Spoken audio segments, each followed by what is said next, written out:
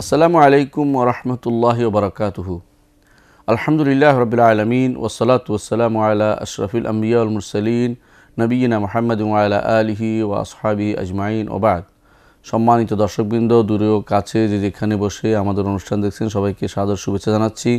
দর্শকবৃন্দ, আমরা আলোচনা করছিলাম ইমাম আবু জাফর তাহাবী রাহমাতুল্লাহ রচিত বয়ান ইতিকাদ আহলুস সুন্নাহ ওয়াল জামাআহ, আহলুস সুন্নাহ ওয়াল জামাতের আকীদার বর্ণনা, এই কিতাবটির একটি অংশে যেখানে আমাদের ইমাম বলছিলেন ওয়াল জান্নাতু ওয়ান নারু মাখলুকাতানি, জান্নাত এবং জাহান্নাম দুটি সৃষ্ট, লা তাফনায়ান ওয়া লা তাবিদান, কখনো শেষ হবে না, নিঃশেষ হয়ে যাবে না, এবং সেটা স্থায়ী জিনিস, সেটা তিনি বলেছিলেন।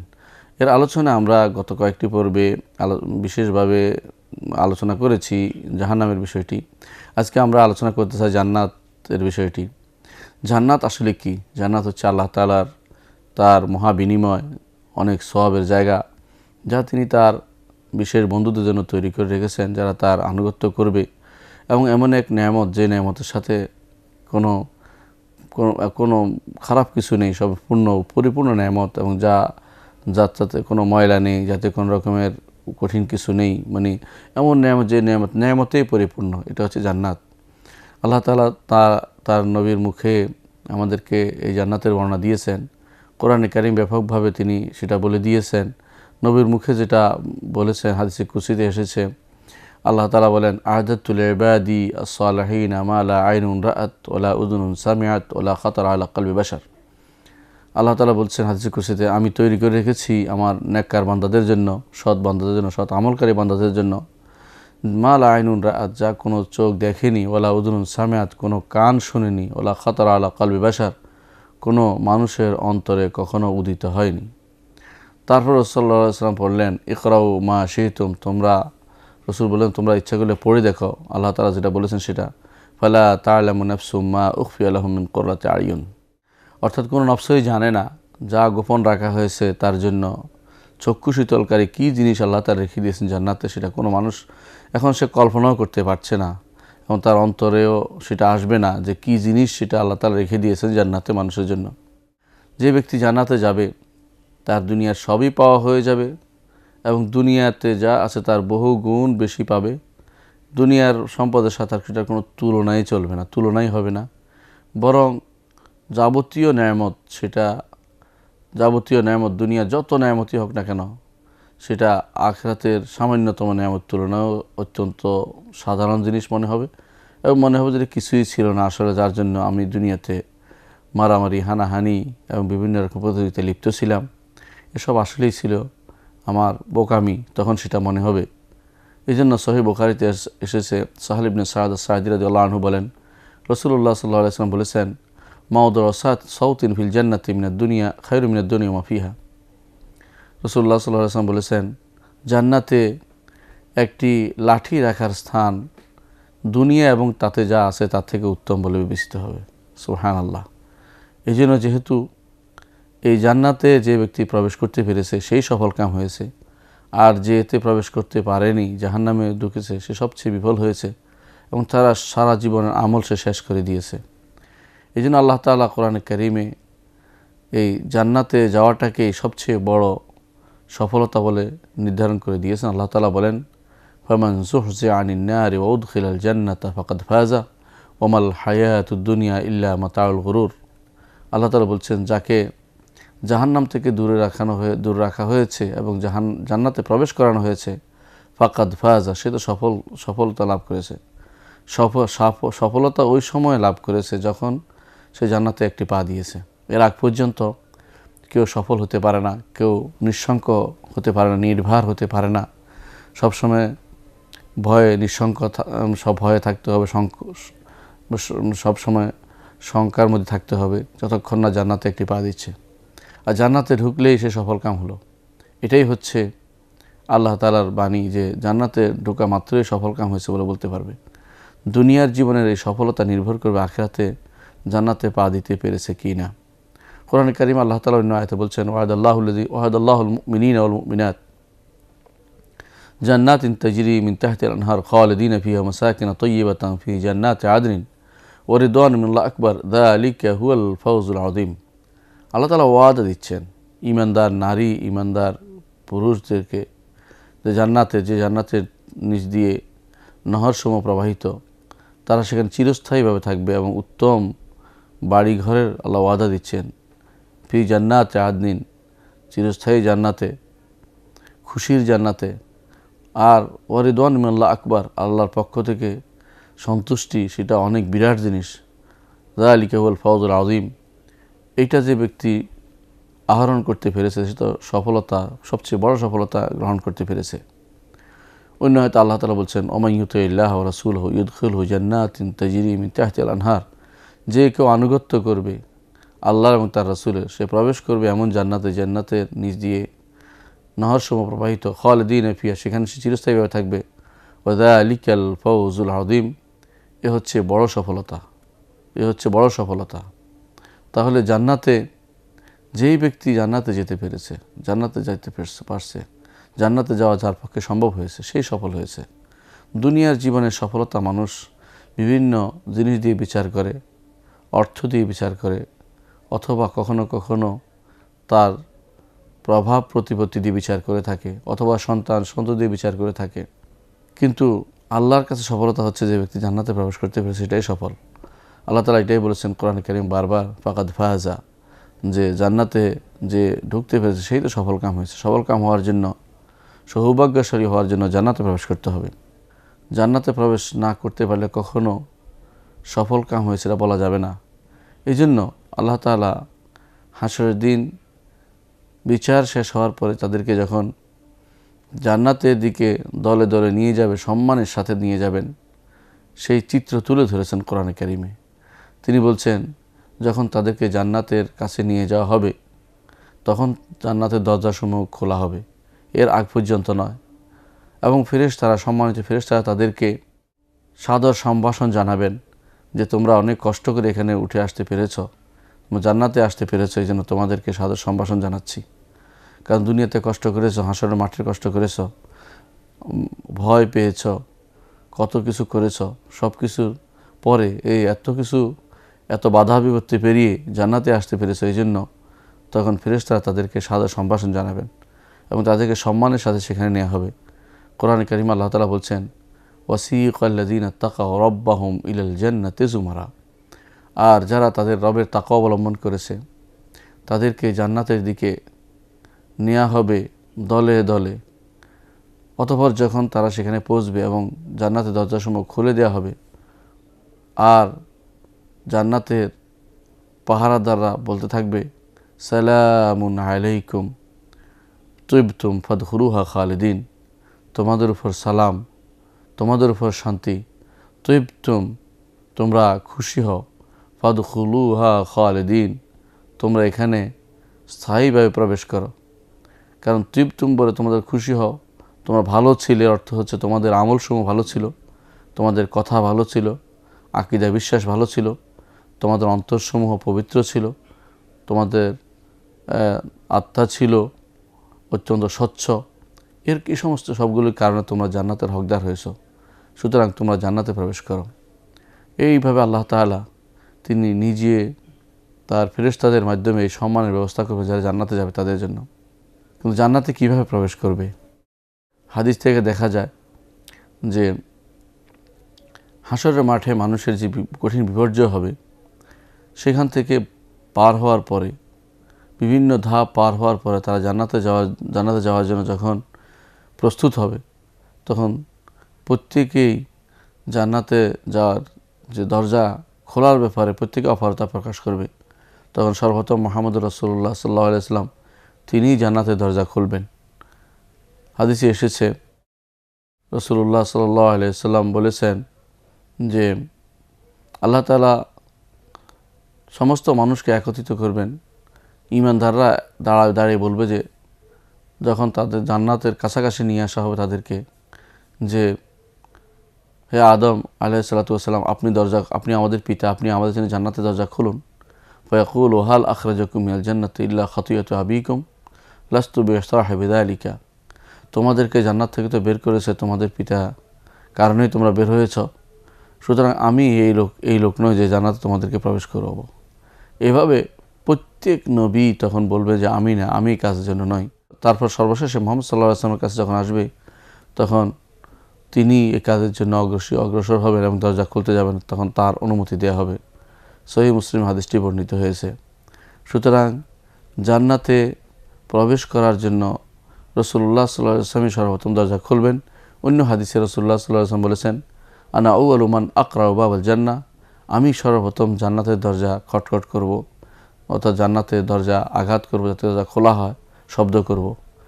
এই জন্য জান্নাতীরা হাসরের মাঠ থেকে বেরিয়ে জান্নাতের দরজা আসার পর মুহাম্মদ রাসূলুল্লাহ সাল্লাল্লাহু আলাইহি ওয়াসাল্লাম প্রথম তিনি দরজা খুলবেন এবং সেখানে জান্নাতীরা প্রবেশ করবে। এর আগে আমরা বলেছিলাম যে জান্নাতীরা প্রবেশের আগে এক জায়গায়, জান্নাতে প্রবেশের আগে তাদেরকে আবার আটকানো হবে, যে নাম হচ্ছে কান্তরা। এখানে দুনিয়ার বুকে একে অপরের প্রতি যে সমস্ত হিংসা, বিদ্বেষ বা একে অপরের প্রতি যে সমস্ত ক্ষোভ ছিল, সেগুলো থেকে সম্পূর্ণ পবিত্র করে তাদেরকে জান্নাতে প্রবেশ করানো হবে, যাতে করে কারো উপরে কারো ক্ষোভ বা জুলুম বা কোনো প্রাপ্তি না থাকে, এবং তারা যেন সেখানে ঢুকে খোয়া না আলা সুরুরে মুতাকাবিলিন, ভাই ভাই হিসাবে খাটের উপরে সামনাসামনি হয়ে পরস্পর বসতে পারে এবং পরস্পরের প্রতি কোনো বিদ্বেষ না থাকে, সেই ব্যবস্থাটা আল্লাহ তাআলা করে দিয়েছেন। সহিহ বুখারীতে এসেছে, আবু সাঈদ খুদরী রাদিয়াল্লাহু আনহু থেকে বর্ণিত, তিনি বলেন, রাসূলুল্লাহ সাল্লাল্লাহু আলাইহি ওয়াসাল্লাম বলেছেন, ইয়াখলুসুল মুমিনুনা মিনান নার, মুমিনরা জাহান্নাম থেকে মুক্ত হবে।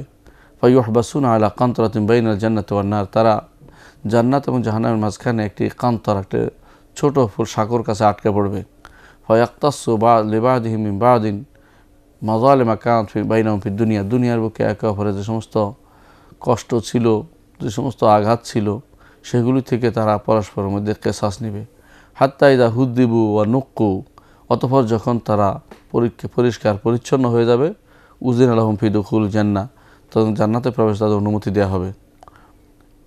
রাসূলুল্লাহ সাল্লাল্লাহু আলাইহি ওয়াসাল্লাম বলেন, ফাওয়াল্লাযী নাফসু মুহাম্মাদিন বিয়াদিহি, আর যার হাতে মুহাম্মদ সাল্লাল্লাহু আলাইহি ওয়াসাল্লামের নফস, আত্মা রয়েছে, তার শপথ করে বলছি, লা আহাদুহুম আহদা বিমানজিলিহি ফিল জান্নাতি মিনহু বিমানজিলিহি কানাত ফিদ দুনিয়া, দুনিয়ার বুকে তার স্থান কোথায় প্রত্যেকটি মানুষের চিনে, সেদিন জান্নাতে তার স্থান কোনটি হবে প্রত্যেকেই তার স্থান চিনতে পারবে এবং সেখানে সে পৌঁছে যাবে। সুবহানাল্লাহ, দুনিয়ার বুকে হারালেও আখিরাতের বুকে তার স্থান ঠিকই চেনা যাবে। জান্নাতে কোন জায়গায় সে যেতে হবে, কোন জায়গায় তার বাড়ি, কোন জায়গায় তার ঘর, সবই সে চিনতে পারবে। এর অর্থ হচ্ছে যে জান্নাতে যাওয়ার জন্য আমাদের খুঁজতে হবে না জান্নাতের ভিতরে যে কোন জায়গায় আমার বাড়ি বা কোথায় কি, প্রত্যেকে তখন চিনতে পারবো যদি জান্নাতে যেতে পারি, যে কোথায় আমার জায়গা, কোথায় আমার নিজস্ব জায়গা, কোথায় আমাকে যেতে হবে, সেটা বলে দেওয়া হবে তখনই, এবং সেটা তাদের মধ্যে ইলহাম হবে, তারা বুঝতে পারবে যে এটা তার জায়গা। প্রথম কারা জান্নাতে প্রবেশ করবে? প্রথম জান্নাতে প্রবেশ করবে যার ব্যাপারে কোনো দ্বিমত নেই, এবং সর্বপ্রথম যিনি জান্নাতে প্রবেশ করবেন তিনি হচ্ছেন আমাদের নবী মুহাম্মদুর রাসূলুল্লাহ সাল্লাল্লাহু আলাইহি ওয়াসাল্লাম। এবং সর্বপ্রথম এই উম্মত জান্নাতে প্রবেশ করবে, সমস্ত উম্মতের মধ্যে এই উম্মত প্রথম জান্নাতে প্রবেশ করবে। আর এই উম্মতের মধ্যে সর্বপ্রথম যিনি জান্নাতে প্রবেশ করবেন তিনি হচ্ছেন আবু বকর সিদ্দিক রাদিয়াল্লাহু আনহু। সহিহ মুসলিমে এসেছে, আনাস ইবনে মালিক রাদিয়াল্লাহু আনহু বর্ণিত, তিনি বলেন, রাসূলুল্লাহ সাল্লাল্লাহু আলাইহি ওয়াসাল্লাম বলেছেন, আনা আউয়ালু মান ইয়াকরা বাবাল জান্নাহ, আমি সর্বপ্রথম যে জান্নাতের দরজায় খটখট করব, অর্থাৎ আওয়াজ করব। অনুরূপভাবে আনাস ইবনে মালিক রাদিয়াল্লাহু আনহু বর্ণিত, তিনি বলেন, রাসূলুল্লাহ সাল্লাল্লাহু আলাইহি ওয়াসাল্লাম বলেছেন, আতি বাবাল জান্নাহ ফাস্তাফতিহ, আমি জান্নাতের দরজার কাছে আসব, দরজার কাছে এসে ফাস্তাফতিহ, আমি বলবো, খুলতে বলবো। ফায়াকুল খাজিন মান আন্ত, তখন জান্নাতের পাহারাদার বলল, আপনি কে?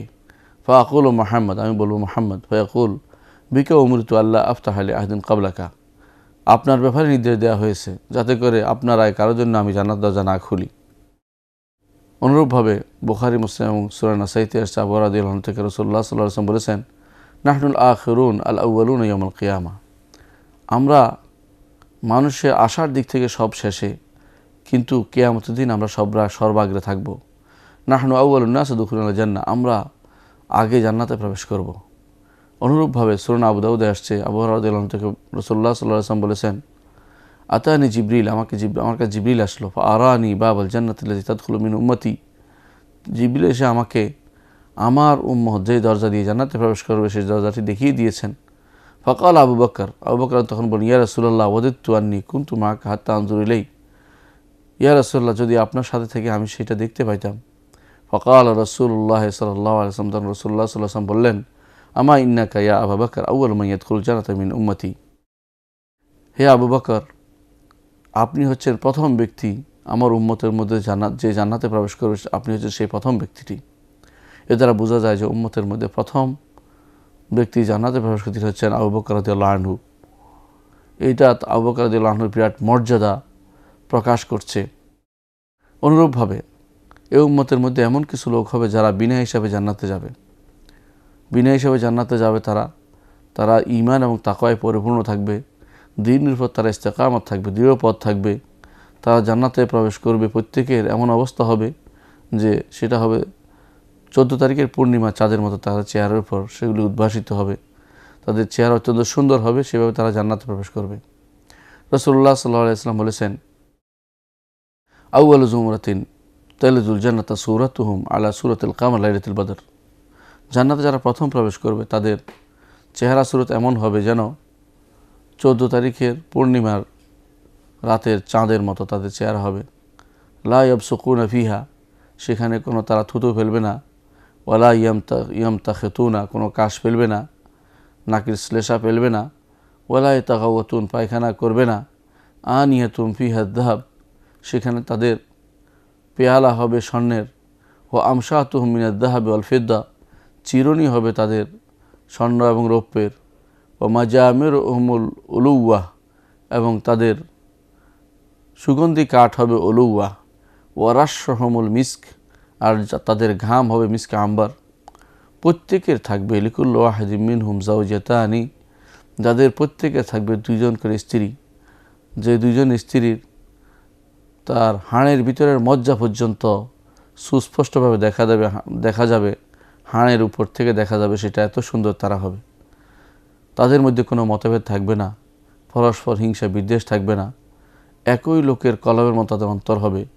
তারা সকাল বিকাল আল্লাহ তাআলা তাসবিহ পাঠ করবে। বুখারীর এই হাদিসটি আমাদের কাছে জান্নাতের একটি চিত্র তুলে ধরছে, কীরকম মানুষগুলো জান্নাত যাবে, জান্নাতে কী অবস্থা হবে।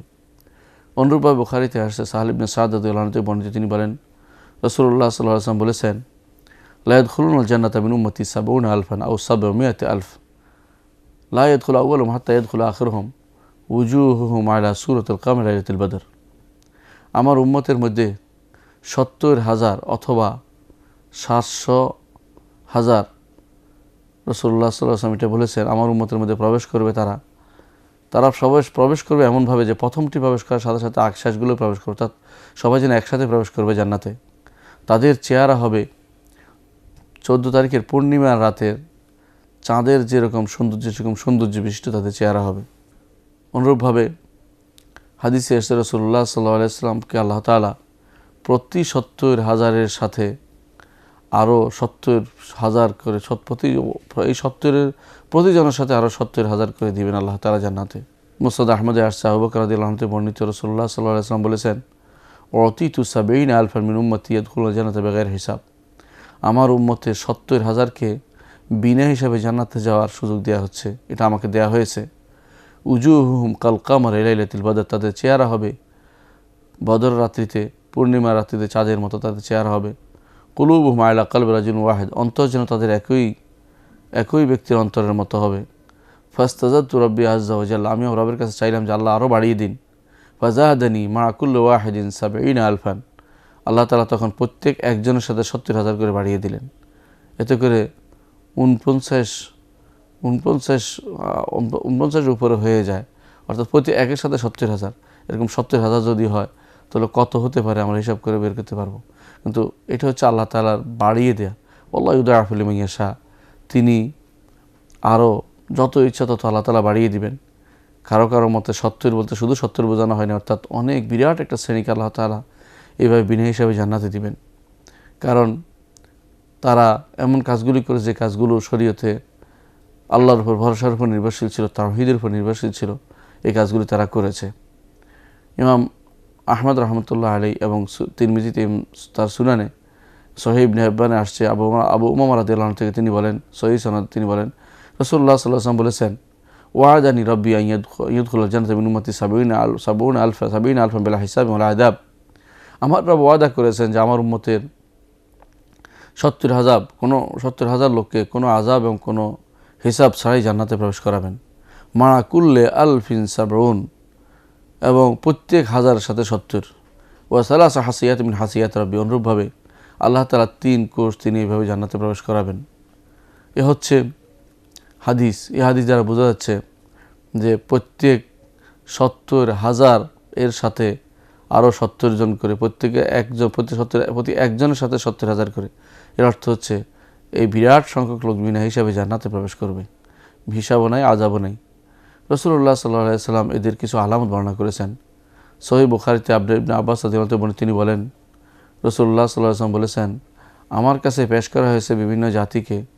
রাসূলুল্লাহ সাল্লাল্লাহু আলাইহি সাল্লাম বলেন, আখাযান নবী ইয়ামুরু মাআল উম্মাহ, কোনো নবী গেলেন তার সাথে একটা দল ছিল, কোনো নবী গেলেন তার সাথে সামান্য কিছু লোক ছিল, কোনো নবী চলে গেলেন তার সামনে 10 জন ছিল, কোনো নবী চলে গেলেন তার সামনে 5 জন ছিল, কোনো নবী চলে যাচ্ছেন তার সাথে 1 জন ছিল। আমি দেখলাম এরপরে বিরাট একটা সংখ্যক লোক আসছে, বিরাট সংখ্যক লোক আসছে। আমি বললাম, জিবরিল এরা কারা, কি আমার উম্মত? তিনি বললেন না, বরং আপনি তাকান ওইদিকে, বিরাট লোক, বিরাট প্রান্তদেশ পূর্ণ করে আসছে। বলে যে এরা কারা? বলেন যে এগুলি হচ্ছে আপনার উম্মত। এর মধ্যে 70,000 আছে যাদের কোনো হিসাব হবে না, কোনো আযাব হবে না। কুলতু লিমা ও লিমা, আমি বললাম কেন তা হবে? তারা বললেন, রাসূলুল্লাহ তখন তিনি বললেন, কানু লা ইয়াক্তাউন, তারা কোনো কাই নেয় না, অর্থাৎ ছ্যাঁক নেয় না, নিরাশ হয় না, ইয়াস্তারকুন, কোনো ঝাড়ফুঁক চেয়ে বেড়ায় না, ওলা ইয়াতাইয়ারুন, কোনো রকমের তৈয়ার অর্থাৎ কোনো রকমের খারাপ কুলক্ষণ নেয় না, আল্লাহর ভরসা করে। তখন ওকাশ ইবনে মেহসান রাদিয়াল্লাহু আনহু দাঁড়িয়ে বলি, ইয়া রাসূলুল্লাহ আমাকে দোয়া করুন যেন আমি তাদের অন্তর্ভুক্ত। রাসূল বললেন যে আল্লাহ তোমাকে তাদের অন্তর্ভুক্ত করবেন। আরেক ব্যক্তি দাঁড়িয়ে বলল, ইয়া রাসূলুল্লাহ আমাকে তাদের অন্তর্ভুক্ত করার জন্য দোয়া করুন। রাসূলুল্লাহ সাল্লাল্লাহু আলাইহি ওয়াসাল্লাম বললেন যে ওকাশা তোমার আগে সেটা নিয়ে গেছে। এভাবে একটা বিরাট সংখ্যক লোক জান্নাতে প্রবেশ করবে বিনা হিসাবে। এরা মুকাররাবিন, নেককার বান্দা, সাবিকুন। আল্লাহ তাআলা কোরআনে কারীমে সম্পর্কে বলেছেন, আস-সাবিকুন উলাইকাল মুকাররাবুন ফি জান্নাতিন নাঈম। এরা আগেকার লোকদের থেকে একটা বিরাট অংশ হবে, পরলোকদের কম সংখ্যক হবে। আল্লাহ তাআলা বলে দিয়েছেন, সুল্লাতুম মিনাল আউয়ালিন ওয়া কালিলুম মিনাল আখিরিন। আল্লাহ আমাদেরকে এদের অন্তর্ভুক্ত করুন, আমিন। ইনশাআল্লাহ পরবর্তী পর্যায়ে আপনার সাথে আবার দেখা হবে। আসসালামু আলাইকুম ওয়া রাহমাতুল্লাহি ওয়া বারাকাতুহু।